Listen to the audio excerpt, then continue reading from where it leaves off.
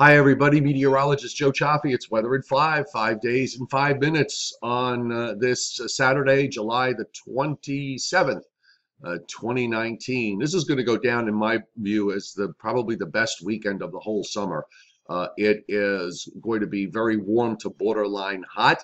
Humidity is going to be coming up. Yes, we are losing that dry air mass that we've had for the last 3 days or so. But from the standpoint of the time of year, you can't really ask for too much better than to have a weekend like this with hardly any thunderstorm activity. And the heat and humidity, yeah, they're going to be coming up. Not so much today, but on Sunday, but not going anywhere close to the extreme of what we had last weekend. So we're not talking about temperatures up around 100 degrees. We're going to settle in the upper 80s to low 90s, which for the end of July, that's about where you would expect. All right, let's start with the satellite loop of the U.S. And what you'll notice here is that we still have this stretch of clouds that's running from the Gulf of Mexico on northeastward out into the Atlantic. But the high this time around, and this is the big difference, the high, what would happen last week was we had a northwest flow, and that really heated up the air around here, and that stayed with us for both Saturday and Sunday. But this time around, the high is actually pushed out to the east of Cape Cod, and it's running like this. So as a result, instead of having a wind from the west-northwest, we're actually seeing winds today that are coming in from the east and southeast. It's not any, it's just a light breeze, and it's certainly not enough to bring in all that moisture that you see that's out in the ocean. But just enough of that east wind is there so that temperatures are not going to be able to inch up higher from yesterday. We're probably going to be on an even pace. So we're talking about middle to perhaps upper 80s. There have been a couple of isolated pop-up storms the last couple of days in a few locations.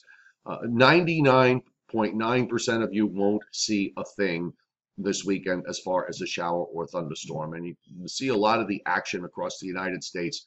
You have a little bit of activity over the Great Lakes as a system goes by to the north. You have a system that's hanging back out in the Rockies, and you've got moisture down in the Gulf of Mexico and over Florida. And that really just kind of sums it up as far as precip is concerned. Radars are, minimally busy, at least as of this morning. We have no activity across the Northeast or into the Mid-Atlantic states.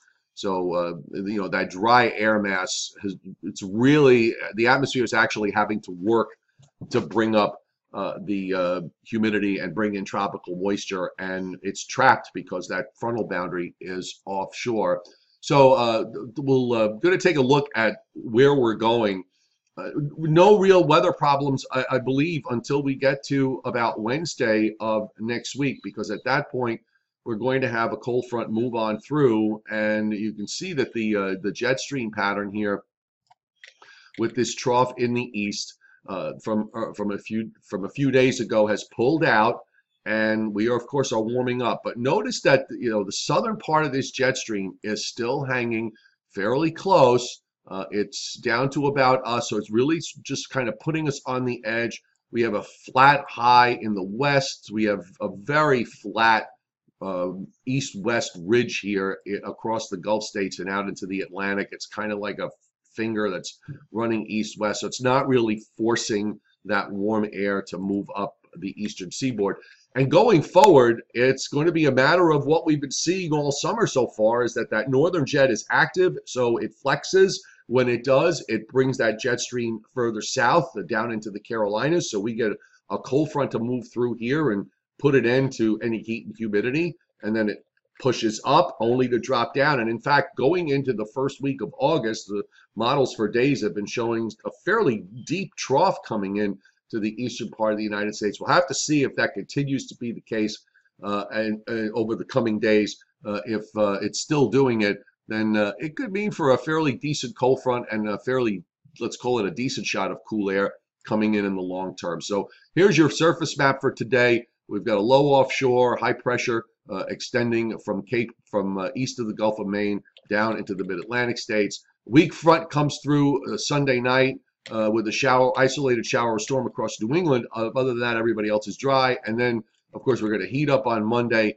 And here's our cold front for Wednesday. And I think Wednesday there's a chance, so we'll address this when we get to Monday, whether the possibility that some of these thunderstorms coming with this cold front will produce some severe weather. And much like what we saw earlier this week, that front may get hung up for Thursday and possibly even into Friday, but we'll deal with that down the road. So very quickly, high temperatures today from Northeast Virginia and Maryland to southern New England. We're going to be in the mid to upper 80s. There'll be one or two hot spots that might get close to 90. Then Sunday, with that more of a southwest wind, we're going to see temperatures in the upper 80s to low 90s with plenty of sunshine and just a few patchy clouds here and there. And Monday will be the hot day with high temperatures in a range of about 90 to 95. So let's wrap it up with weather in 5 on this Saturday.